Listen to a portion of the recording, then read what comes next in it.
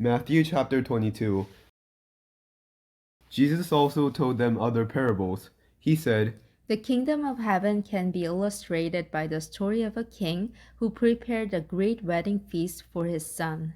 When the banquet was ready, he sent his servants to notify those who were invited, but they all refused to come. So he sent other servants to tell them, The feast has been prepared, the bulls and fattened cattle have been killed, and everything is ready. Come to the banquet. But the guests he had invited ignored them and went their own way, one to his farm, another to his business. Others seized his messengers and insulted them and killed them. The king was furious, and he sent out his army to destroy the murderers and burn their town. And he said to his servants, The wedding feast is ready, and the guests I invited aren't worthy of the honor. Now go out to the street corners and invite everyone you see. So the servants brought in everyone they could find, good and bad alike, and the banquet hall was filled with guests. But when the king came in to meet the guests, he noticed a man who wasn't wearing the proper clothes for a wedding. Friend, he asked, how is it that you are here without wedding clothes? But the man had no reply. Then the king said to his aides, Bind his hands and feet and throw him into the outer darkness, where there will be weeping and gnashing of teeth. For many are called, but few are chosen. Then the Pharisees met together to plot how to trap Jesus into saying something for which he could be arrested. They sent some of their disciples, along with the supporters of Herod, to meet with him. Teacher, they said, we know how honest you are. You teach the way of God truthfully.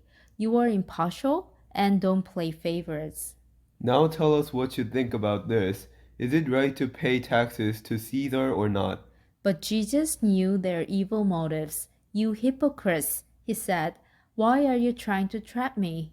Here, show me the coin used for the tax. When they handed him a Roman coin, he asked, whose picture and title are stamped on it?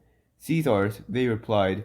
Well then, he said, give to Caesar what belongs to Caesar, and give to God what belongs to God. His reply amazed them, and they went away. That same day, Jesus was approached by some of Sadducees, religious leaders who say there is no resurrection from the dead. They posed this question. Teacher, Moses said, if a man dies without children, his brother should marry the widow and have a child who will carry on the brother's name. Well, suppose there were 7 brothers. The oldest one married and then died without children, so his brother married the widow. But the second brother also died, and the third brother married her. This continued with all 7 of them. Last of all, the woman also died. So tell us, whose wife will she be in the resurrection? For all 7 were married to her. Jesus replied, Your mistake is that you don't know the scriptures, and you don't know the power of God. For when the dead rise, they will neither marry nor be given in marriage. In this respect, they will be like the angels in heaven.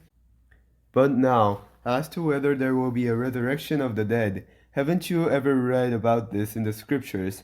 Long after Abraham, Isaac, and Jacob had died, God said, I am the God of Abraham, the God of Isaac, and the God of Jacob. So he is the God of the living, not the dead. When the crowds heard him, they were astounded at his teaching. But when the Pharisees heard that he had silenced the Sadducees with his reply, they met together to question him again. One of them, an expert in religious law, tried to trap him with this question. Teacher, which is the most important commandment in the law of Moses? Jesus replied, You must love the Lord your God with all your heart, all your soul, and all your mind. This is the first and the greatest commandment. A second is equally important. Love your neighbor as yourself. The entire law and all the demands of the prophets are based on these 2 commandments. Then, surrounded by the Pharisees, Jesus asked them a question. What do you think about the Messiah? Whose son is he? They replied, He is the son of David. Jesus responded, Then why does David, speaking under the inspiration of the Spirit, call the Messiah my Lord? For David said, The Lord said to my Lord, Sit in the place of honor at my right hand, until I humble your enemies beneath your feet. Since David called the Messiah my Lord, how can the Messiah be his son?